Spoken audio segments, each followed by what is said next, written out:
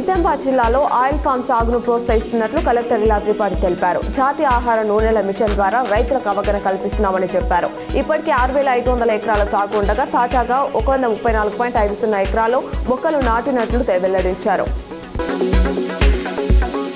ప్రత్యేక అవసరాలు గల పిల్లల కోసం చేపడుతున్న భవిత కేంద్రాలు, కస్తూర్బా విద్యాలయాల నిర్మాణ పనులను వేగవంతం చేయాలని ప్రభుత్వ సలహాదారు పి. సుదర్శన్ రెడ్డి కలెక్టర్ ఇలా త్రిపాఠి ఆదేశించారు. కలెక్టరేట్లో అధికారులతో సమీక్ష నిర్వహించి నాణ్యతతో పనులు పూర్తయ్యేలా పర్యవేక్షించాలని సూచించారు.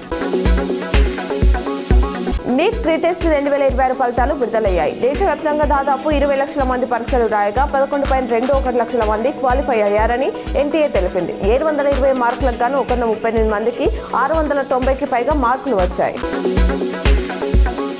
పార్టీ కార్యక్రమంలో నేతల ఫోటోలకు పాలాభిషేకం, జలాభిషేకం వంటివి నిర్వహించకూడదని టీపీసీసీ నిర్ణయించింది.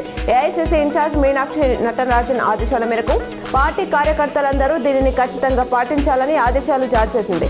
ఆహార పదార్థాలను వృధా చేయడం పార్టీ సిద్ధాంతాలకు పూర్తిగా విరుద్ధమని, అవసరమైతే వాటిని ప్రజలకు పంపించాలని సూచించింది.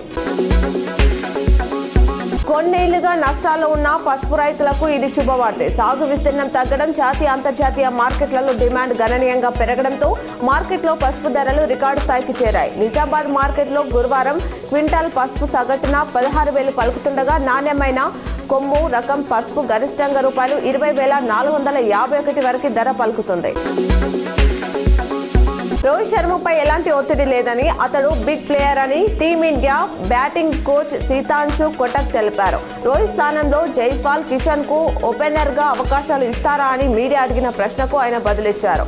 2 బ్యాడ్ ఇన్నింగ్స్ లో రోహిత్ ఆటను జడ్జి చేయలేమని అన్నారు. మెరుగైన విద్యా బోధన అందించడం వల్ల 10వ తరగతి కేజీబీవీ జ్యోతి Baphule SC, ST, minority residential స్కూళ్లతో పాటు ప్రభుత్వ పాఠశాలలో మంచి ఫలితాలు వచ్చాయని కలెక్టర్ ఇలా త్రిపాఠి తెలిపారు. బుధవారం కలెక్టరేట్లో విద్యాశాఖపై జరిగిన సమీక్షలో కలెక్టర్ మాట్లాడారు. వసతి గృహాలు, రెసిడెన్షియల్ పాఠశాలలను మండల స్పెషల్ ఆఫీసర్లు, ఆర్సీఓలు, జిల్లా అధికారులు సందర్శించి పరిశీలిస్తున్నారు.